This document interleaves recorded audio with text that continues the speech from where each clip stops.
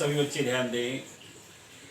आज हम पढ़ेंगे प्रत्यावर्ती धारा परिपथ या एसी सर्किट्स। यहाँ पर सर्किट्स पढ़ने के पहले हम कुछ विशेष बातें आपको बताना चाहते हैं। विशिष्ट धारा में केवल एक ही अवरोधक होता है और वो होता है प्रतिरोध, परंतु प्रत्यावर्ती धारा में 3 अवरोधक होते हैं। एक होता है प्रतिरोध और दूसरा होता है प्रेरकत्व और तीसरा होता है धारिता। ये मैंने यहाँ पर लिख दिए हैं। प्रत्यावर्ती धारा परिपथ जो है उसके कौन कौन से अवरोधक का मतलब धारा को रोकने वाले। तो पहला है प्रतिरोध रेजिस्टेंस और दूसरा है प्रेरकत्व इंडक्टेंस एंड तीसरा है धारिता कैपेसिटेंस।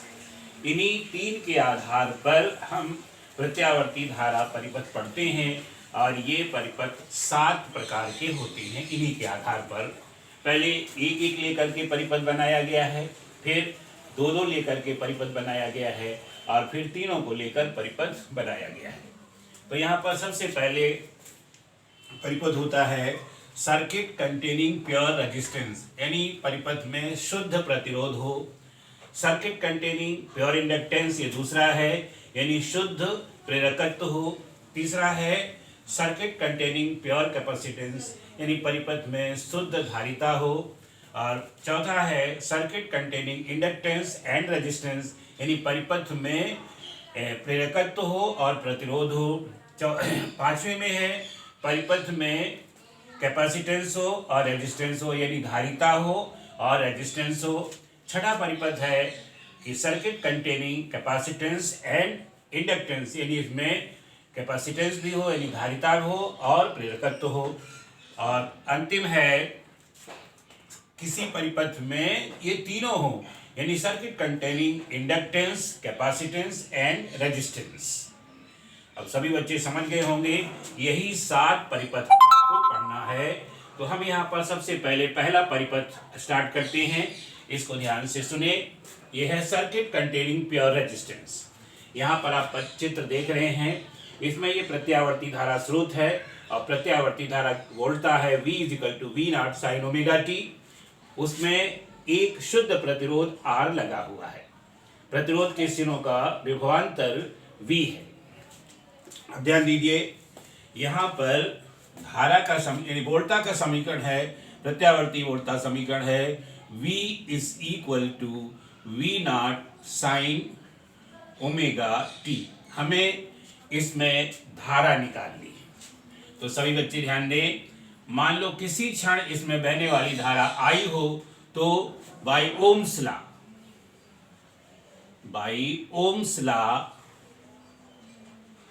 V = IR, ये ओम का नियम है, यानी वोल्टा V बराबर किसके हो जाएगी? IR के हो जाएगी। इसलिए IR, इन दोनों को इक्वेट कर दें, IR = V0 sin ωt। Therefore I = V0 upon R into sin ωt। And यहाँ V0 upon R = I0, यानी peak value of AC। Therefore I आ जाएगा I = I0 sin ωt। ये धारा का समीकरण हमें प्राप्त हो जाता है।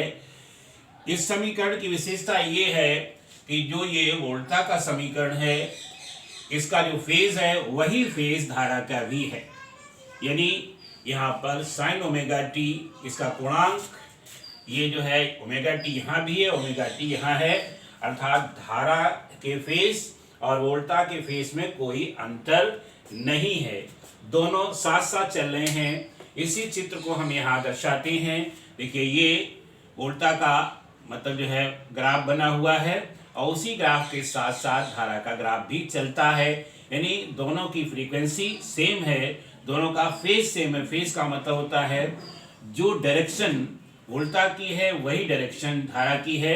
इसको एक फेजर डायग्राम से यहाँ दिखाया गया है। देखिए ओमेगा टी ये कोणांक है और यहाँ पर धारा का भी वही कोणांक है और वोल्टा का भी वही कोणांक है।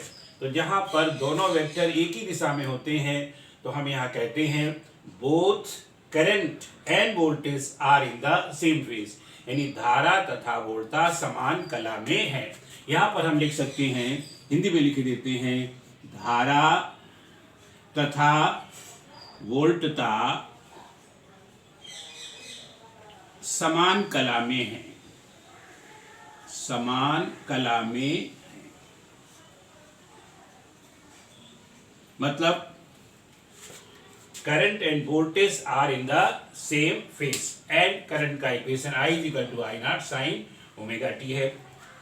एक बात और ध्यान दें, यहाँ पर दोनों समान कला में होते हैं, दोनों की एक जैसी समीकरण है, इसलिए हम यहाँ ये कह सकते हैं कि प्रत्यावर्ती धारा का प्रतिरोध में वही व्यवहार होता है जो दिष्ट धारा का होता है, यानी दोनों के व्यवहार एक जैसे हैं। कहने का अर्थ ये हुआ कि प्रत्यावर्ती धारा को यदि प्रतिरोध में प्रवाहित करते हैं तो ये बिल्कुल दिष्ट धारा के समान व्यवहार करती है। अर्थात किसी भी रेजिस्टेंस वाले मतलब इंस्ट्रूमेंट को हम चाहे प्रत्यावर्ती धारा में जोड़ दें और चाहे दिष्ट धारा में जोड़ दें, दोनों के समान रिजल्ट मिलते हैं। जैसे पहले चलने वाला जो टंगस्टन फिलामेंट वाला बल्ब होता था, वो प्रत्यावर्ती धारा का बल्ब दिष्ट धारा में जला सकते हैं और दिष्ट धारा का बल्ब प्रत्यावर्ती धारा में जला सकते हैं। क्यों? क्योंकि दोनों धाराओं का प्रतिरोध में एक ही व्यवहार होता है। सभी बच्चे समझ गए होंगे। ये है वोल्टा का समीकरण और ये है धारा का समीकरण। तो इस तरह से ये अत्यंत सरल परिपथ है। सबसे पहला परिपथ है, अत्यंत सरल है, सभी लोग इसको समझ करके लिख लेंगे और याद कर लेंगे।